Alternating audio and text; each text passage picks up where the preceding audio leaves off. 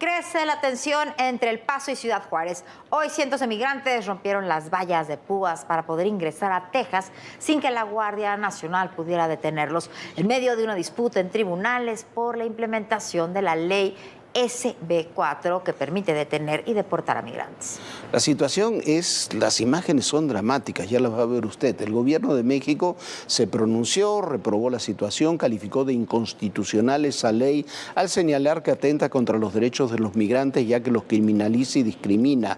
Al mismo tiempo informó que brindará asistencia no solo a los mexicanos que sean detenidos, sino que entregará apoyos a venezolanos. Yo no sé por qué solamente a venezolanos, pero bueno, a venezolanos con $110 al mes para que regresen a su país. Así están las cosas.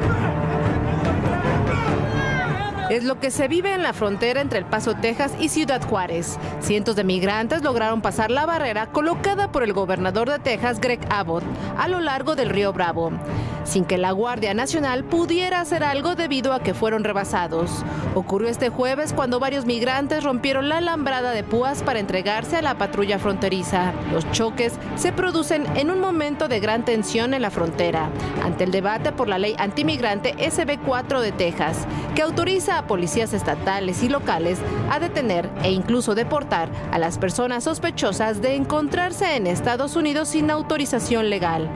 La ley está suspendida mientras un tribunal de apelaciones en Nueva Orleans define su constitucionalidad.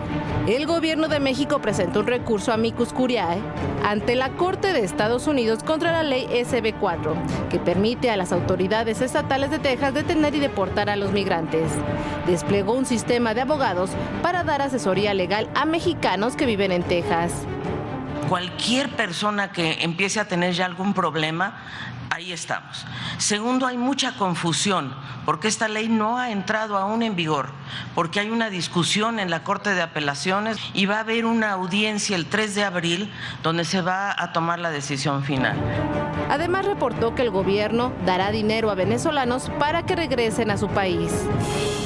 Ya tenemos un monto que le estamos ya dando a los migrantes que regresan a Venezuela. Les damos una tarjeta en realidad para que se incorporen a un programa que, digamos, no es Jóvenes Construyendo el Futuro exactamente. Nosotros les damos 6 meses de un estipendio es más o menos $110 al mes. Por su parte, el gobernador de Texas, Greg Abbott, anunció que mientras continúa la lucha en los tribunales para defender la ley, su estado continúa arrestando a migrantes por allanamiento de morada.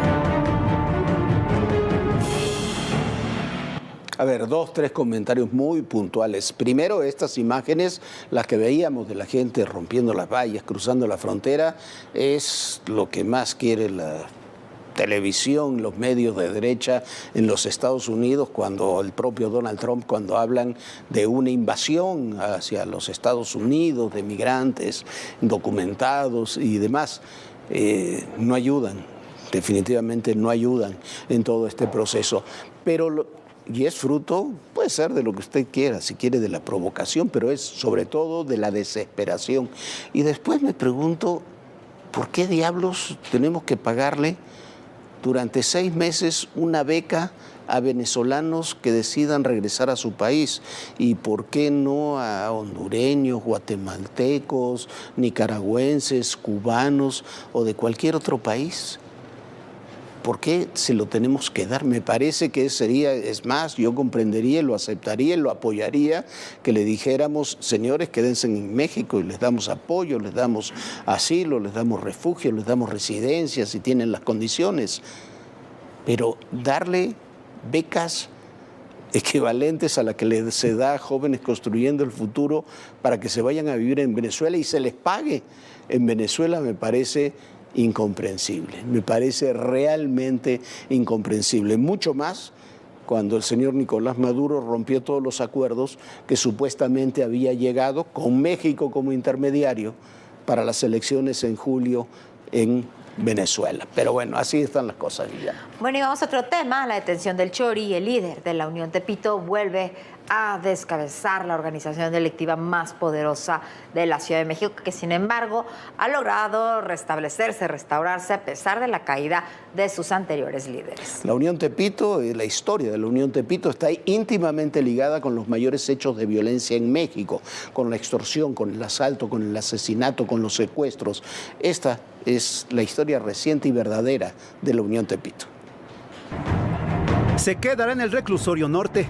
Este jueves dictaron prisión preventiva justificada a Eduardo Ramírez Tiburcio, el Chori, líder de la Unión Tepito.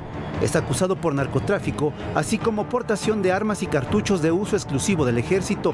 El pasado lunes fue detenido en la colonia Héroes de Padierna, de la alcaldía Tlalpan, cuando estaba acompañado de su pareja sentimental, Emily, quien también permanecerá en el penal de Santa Marta, Acatitla. En medio de la audiencia del Chori, policías catearon uno de sus domicilios ubicado en Naucalpan, Estado de México. El Chori cuenta con 2 ingresos al reclusorio norte, uno en 1998 por el delito de robo, otro por tentativa de robo en 2022. Quedó al frente de la Unión Tepito luego de que sus jefes fueron cayendo a partir de 2018 y desde 2020 el Chori se convirtió en uno de los objetivos prioritarios de la policía capitalina.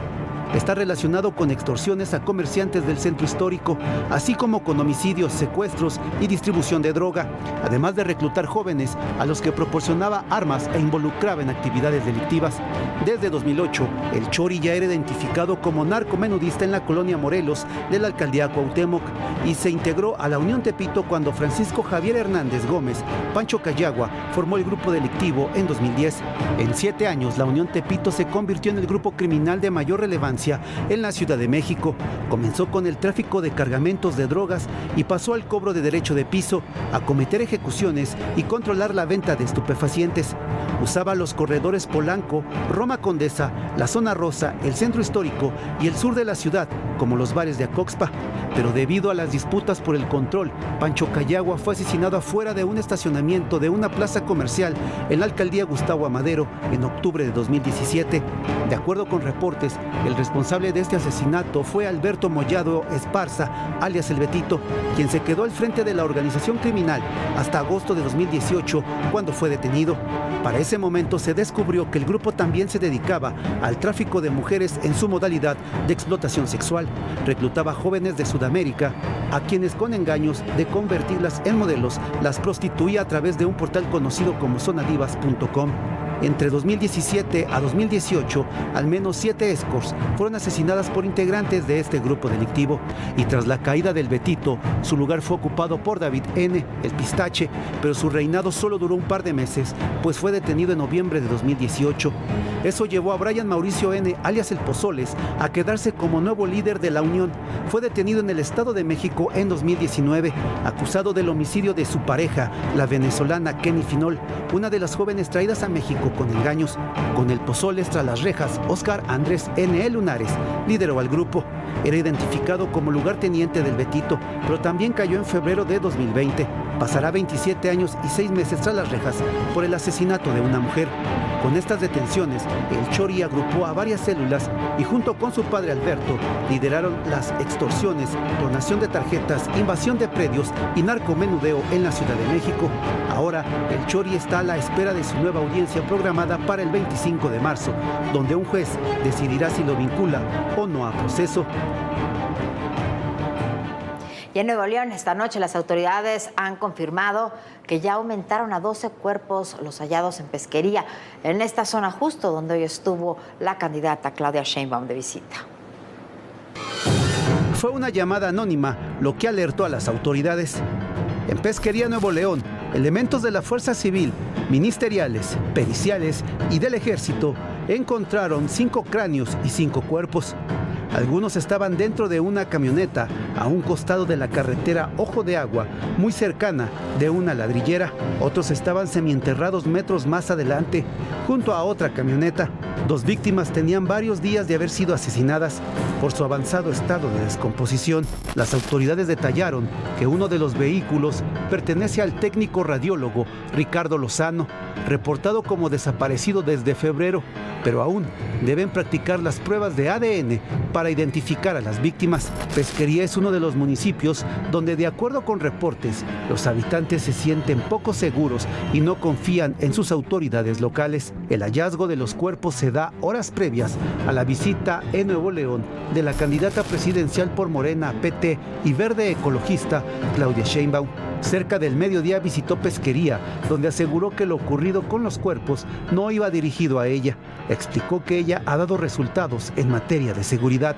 Frente al pueblo del municipio de Pesquería, explicó que, contrario a lo que quiere hacer creer, en la 4T los abrazos se dan a los jóvenes y no a los delincuentes. ¿Quién se acerca a la delincuencia? El joven que no tiene otra opción, no solo económica, sino que busca de alguna manera, según él, una perspectiva de vida, cuando en realidad es una perspectiva de muerte. ¿Qué tenemos que hacer? Que ningún joven se acerque a una práctica delictiva. Como parte de sus actividades, también estuvo en la capital de Nuevo León, en Benito Juárez y Guadalupe. Bueno, a mí me asombra que Claudia Sheinbaum diga, ahí dejaron 12 personas, 12 cuerpos calcinados, destazados, arrojados ahí en el propio municipio de Pesquería, que no es un municipio muy grande, muy habitado, y que digan no tiene nada que ver con mi campaña. No, seguramente no tiene nada que ver con su campaña, pero le quita la legitimidad a su propio discurso. Decir que no, lo que estamos haciendo es que los jóvenes no se acerquen a los delincuentes, pues vaya, han tenido muy poco éxito en ese sentido. La violencia cada día es mayor y de jóvenes se están nutriendo los grupos criminales para suplir sus propias bajas. Pero tomar con tanto desapego una situación y decir que no tiene nada que ver con ella, a mí me asombra. Pero bueno, el Cártel Jalisco Nueva Generación continúa ampliando su esfera de negocios. Ahora el New York Times publicó un amplio reportaje sobre cómo esa organización criminal estafa a personas retiradas de Estados Unidos y Canadá que quieren instalarse en el estado de Jalisco. La persecución de Estados Unidos contra los cárteles mexicanos se endureció los últimos años por el tráfico de fentanilo, que provoca miles de muertes al año, además de incontables sobredosis no mortales. El Cártel Jalisco Nueva Generación es uno de los grupos criminales contra los que se tiene especial atención por sus recursos, poderío armamentístico, además de la violencia y crueldad con la que operan. Incluso congresistas republicanos buscan que se apruebe una o matar a los líderes de ese cártel. Lo cierto es que las actividades ilícitas del cártel liderado por Nemesio Ceguera Cervantes son diversas. Un reportaje del diario estadounidense New York Times revela que entre sus actividades delictivas, el Cártel Jalisco también se dedica a estafar personas mayores de la Unión Americana y Canadá. De acuerdo con el texto escrito por la periodista María Abijaviv, integrantes del cártel se hacen pasar por representantes de ventas, quienes llaman a los dueños de propiedades de tiempo compartido para ofrecerles comprar sus inversiones. Una vez que los convencen, les piden pagos por diversas razones, desde la publicación de anuncios hasta supuestas multas gubernamentales. Así, las víctimas les transfieren grandes cantidades de dinero.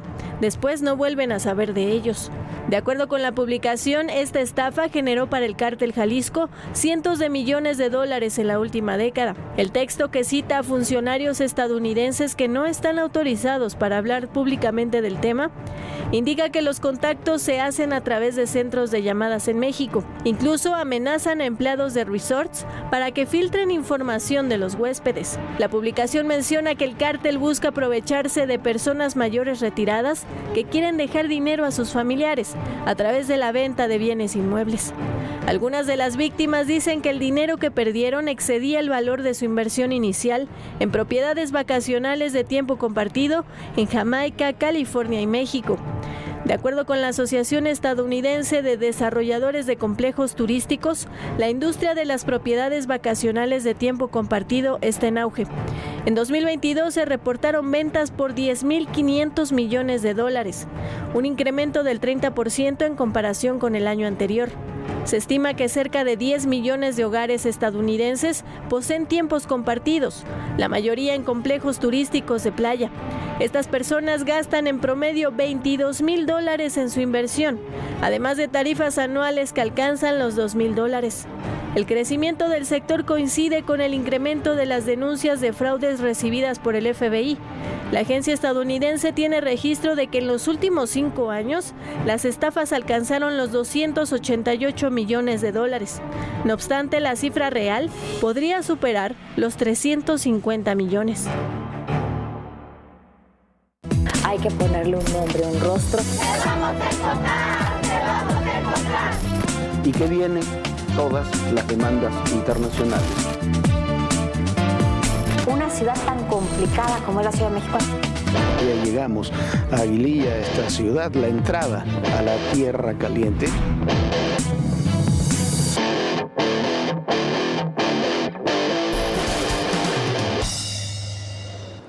Y recuerde usted que desapareció por su notoria ineficiencia el INSABI, sí, el Instituto de Salud que había sido creado para reemplazar el Seguro Popular, pues no solo era ineficiente, sino también hoy sabemos que fue corrupto. Según la Auditoría Superior de la Federación, se desaparecieron con ese instituto, no solamente el instituto, sino nada más ni nada menos que 2,000 millones de pesos que no se sabe cómo se utilizaron.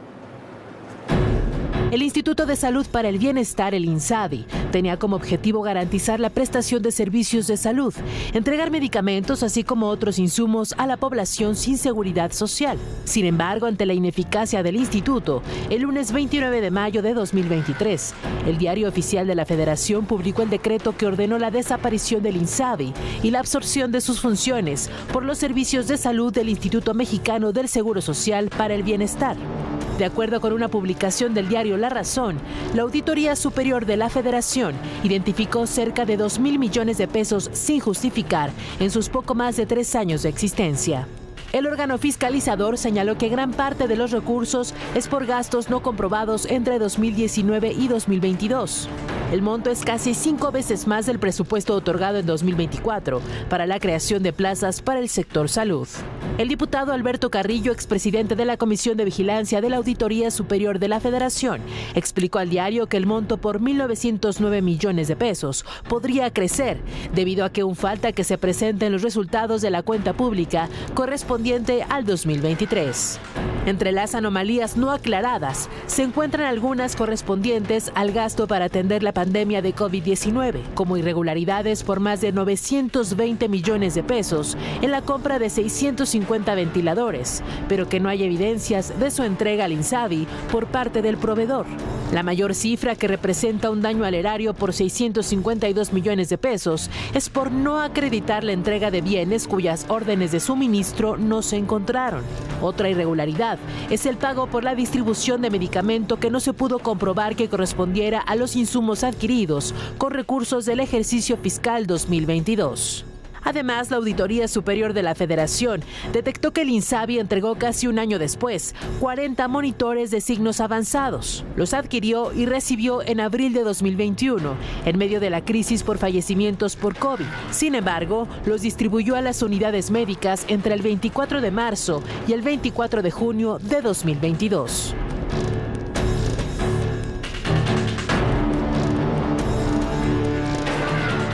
La creación del Instituto de Salud para el Bienestar se formalizó en noviembre de 2019, luego de realizar una reforma a la Ley General de Salud. Su implementación terminó con la operación del Seguro Popular, creado en 2003, y que daba protección a más de 53 millones de mexicanos que no tenían seguridad social. Sin embargo, desde el día 1 de su creación, comenzaron los cuestionamientos al INSABI, sobre todo por su diseño normativo, financiero y operativo. Bueno, el INSABI fue un desastre en todos los sentidos, sobre todo en la salud, y ahora sabemos también que fue un órgano profundamente corrupto. También por malos manejos, por el maltrato a los policías y por la evidente incapacidad para controlar la seguridad, la inseguridad, mejor dicho, que se ha disparado en el Estado, se está exigiendo, siguen las movilizaciones para exigir la renuncia de la gobernadora de Campeche, Laida Sansores, que se burla de quienes se manifiestan en su contra, que son, paradójicamente, sus propios policías. ¡Fuera Marcela! ¡Fuera Marcela! Campeche alza la voz, respaldan a los policías del estado, marcharon por las principales avenidas y calles de la capital para demostrar que los elementos no están solos. Una huelga que inició con trabajadores de la dependencia ha sumado a miles de campechanos. La inconformidad estalló tras un motín en el Cerezo de San Francisco Cobén, donde hubieron elementos lesionados por no contar con el equipo antimotín.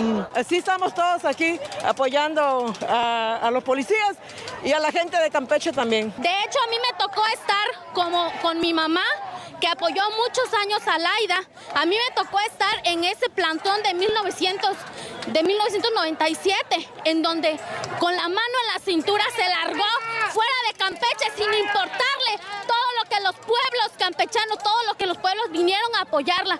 Y no se me hace justo que ahora, estando en el poder, haga lo mismo. Los campechanos también piden la destitución de Marcela Muñoz, titular de la Secretaría de Seguridad Pública, por las deficiencias e irregularidades que hay en la Secretaría. El punto primordial, que se vaya Marcela Muñoz y toda su gente. Ese es el punto primordial. Segundo, que se cumpla el pliego petitorio, pero lo primordial es que se vaya Marcela. Los ciudadanos seguirán respaldando a los elementos de seguridad hasta que haya una solución al problema. Emanuel Arauz, Fuerza Informativa Azteca. Bueno, si uno dijera lo que sucede, que Campeche, la jefa de policía, la secretaria de seguridad, la gobernadora, han hecho tan buena labor que se disminuyeron los índices de inseguridad y demás, uno podría comprender, podría decir, bueno, se están manifestando porque antes tenían sus moches, sus cosas, pero es exactamente al revés. La situación de seguridad de Campeche, que era uno de los estados, bien o mal gobernado, pero uno de los estados que tenía los mejores índices de seguridad, ahora son un desastre y avanzan cotidianamente con absoluta indiferencia gubernamental. Y además, los policías, es muy difícil que la seguridad mejore si los que están protestando contra el gobierno son los policías. Y yendo a las campañas, en el equipo de Xóchitl Gálvez hubo una novedad importante. Mas Cortázar se convirtió en los hechos, en el coordinador de la campaña de la candidata opositora. Mas Cortázar se hará cargo del manejo del discurso, el análisis de encuestas públicas, la revisión de los spots de los partidos políticos de la alianza y de la dinámica diaria de la campaña, o sea, de toda la campaña. Eso es una campaña. Santiago Krill, que queda oficialmente como coordinador, se dedicará a la relación que tendrá la gente de Xóchitl, el equipo de Xóchitl, con los tres partidos que forman la coalición, PAN, PRI y PRD, Viviana. Bueno, ahí está, fue una buena designación la de Max Cortázar y sale del Consejo de Seguridad en el área de América Latina, quien fue uno de los interlocutores del presidente Joe Biden con toda la región. Juan González es reemplazado por Daniel Erickson, que se encargaba de América Latina en la Subsecretaría de la Defensa de los Estados Unidos. Sí, ese cambio, mire, es muy significativo. Juan González, un hombre de origen colombiano, un hombre de los staff del Departamento de Estado, un político, fue, lo decíamos hace unos minutos, el que trabajó todo este proceso de tener acercamientos con Nicolás Maduro para que en julio de este año hubiera unas elecciones donde participara toda la oposición. Realmente se los devoró Nicolás Maduro, encarceló, exilió o les impidió legalmente participar a todos sus adversarios importantes. México no dijo nada, les damos dinero a los que regresen a Venezuela. Y Juan González se fue. El que entra en su lugar es un hombre, sí, de la diplomacia, pero la diplomacia de la Secretaría de la Defensa. Por lo pronto será mucho más duro esa posición, sin lugar a dudas. Nosotros ya nos vamos el día de hoy, lo invitamos a que se una a nuestras redes sociales, ahí puede ver todos los reportajes, los contenidos especiales que le hemos preparado para usted en Todo Personal, escaneando el símbolo QR que aparece aquí en pantalla. Nosotros ya nos vamos, descanse, sueñe bonito y por supuesto, nos vemos mañana aquí en Todo Personal. Bonita noche, Jorge. Muy bonita noche, Viviana, muy buena noche para todos ustedes y recuerden, el poder y en la política, todo, pero absolutamente todo es personal. Gracias.